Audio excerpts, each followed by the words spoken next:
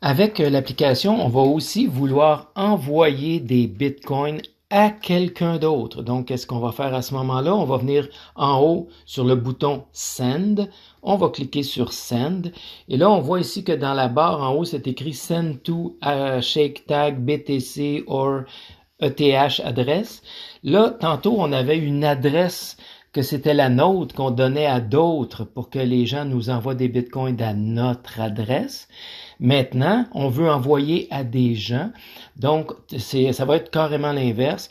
On va venir cliquer dans cette section-là et on va copier-coller l'adresse que la personne nous aura envoyée par courriel ou par Messenger ou peu importe.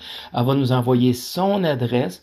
Nous, on doit s'assurer ici que quand on va coller l'adresse, qu'on a bien tous les digits. S'il en manque un, ça ne marchera pas et ça va être perdu. Donc, on s'assure qu'on a les 3-4 premiers caractères sont bons et les 3-4 derniers sont bons pour s'assurer qu'il ne manque rien, qu'il n'y a pas d'espace, qu'il n'y a pas de trou nulle part.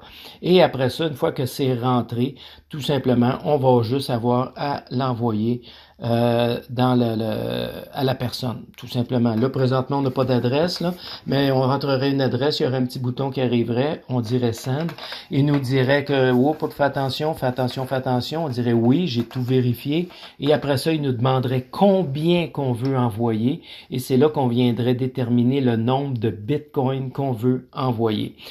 Une autre option pour envoyer les bitcoins à quelqu'un, c'est toujours la même chose. On va faire send, mais cette fois-là, au lieu de venir cliquer dans la zone grisée pour entrer l'adresse, c'est que la personne serait à côté de nous avec son téléphone, elle aurait son adresse. Alors on cliquerait sur le petit damier bleu en haut, à droite, et à ce moment-là, ça ouvrirait la caméra pour venir scanner le code QR de la personne. En scannant son code QR, tout se ferait automatiquement. Et pour au niveau de l'adresse, il nous resterait juste à ce moment-là à venir entrer le nombre de bitcoins qu'on veut lui envoyer. Ça évite ici d'entrer l'adresse, de copier-coller l'adresse et de faire des erreurs. Ça, c'est quand la personne est à côté de nous. On poursuit dans la prochaine capsule avec la prochaine étape.